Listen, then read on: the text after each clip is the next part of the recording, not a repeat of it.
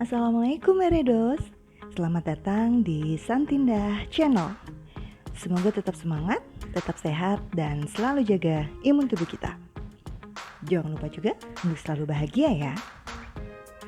Di video kali ini, aku masih bersama dengan grup Jalan Bapakku yang mengusung slogan 3S, Silih Asa, Silih Asi, dan Silih Asuh. Tetapi dari total 30 orang dalam rombongan kami, yang melanjutkan ke Kampung Naga hanya 15 orang. Kampung Naga berjarak 1 jam dari kota Garut dan secara administrasi terletak di Desa Neglasari, Kecamatan Salau, Kabupaten Tasikmalaya, Jawa Barat. Lokasinya yang cukup berdekatan dengan pusat kota Garut dan Tasikmalaya tak membuat masyarakat Kampung Naga kehilangan jati diri. Pasalnya, di tengah-tengah hiruk-pikuk modernitas yang ditawarkan, masyarakat Kampung Naga masih memegang teguh tradisi leluhur yang sejak ratusan tahun lamanya bersemayam di diri mereka. Butuh melewati 444 anak tangga untuk dapat sampai ke pemukiman Kampung Naga.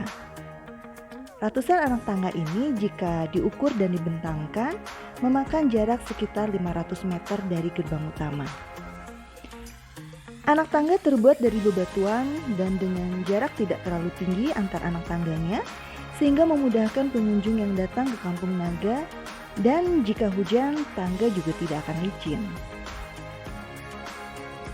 Di sepanjang jalan kita bisa melihat ada beberapa toko yang berjualan souvenir juga makanan, dan ada musola yang disediakan untuk pengunjung. Jadi jika kita mau beristirahat sejenak atau mau membeli oleh-oleh khas Kampung Naga, bisa pilih di antara toko-toko itu.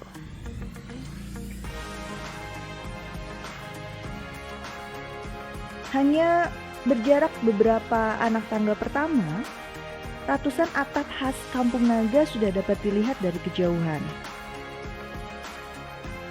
Lihat, yang di ujung sana sudah terlihat kan atapnya?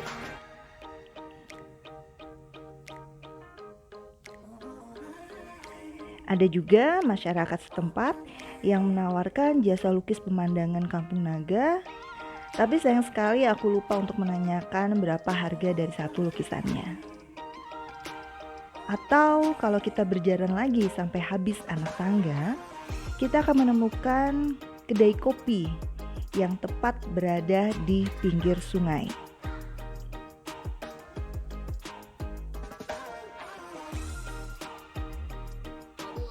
Saat kami sudah hampir sampai, hujan mulai turun, tapi akhirnya hanya 3 orang termasuk aku yang terus melanjutkan perjalanan.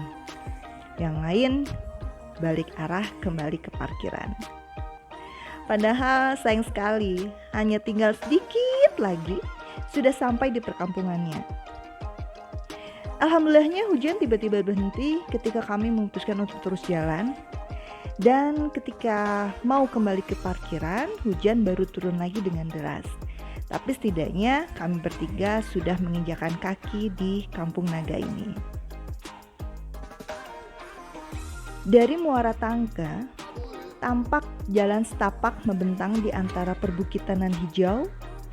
Sungai Ciwulan yang dijaga sebagai urat nadi kehidupan mengalir dari sisi kampung sebelah utara ke timur. Kampung Naga ini luasnya hanya sekitar 1,5 hektar yang disebut Leuweung Biuk. Dan dilihat dari ketinggian, rumah-rumah kampung terlihat berbaris rapi.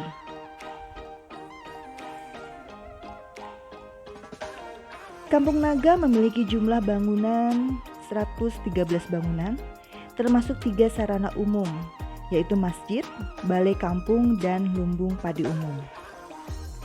Jumlahnya tidak boleh bertambah atau berkurang. Semakin menuju pemukiman, kesan damai kian kentara. Gemericik air sungai dan rindangnya pemohonan begitu terasa. Kampung Naga dikelilingi oleh sungai Ciwulan dan lembah. Beragam warisan kearifan lokal terbukti ampuh menjaga kehidupan manusia yang tinggal di sekitar sungai. Buktinya, Sungai Ciwulan alirannya terus bersih, tak ada cemaran polutan, apalagi hingga penuh sampah plastik. Kampung ini juga memanen hasil padi yang ditanam sendiri di area kampung.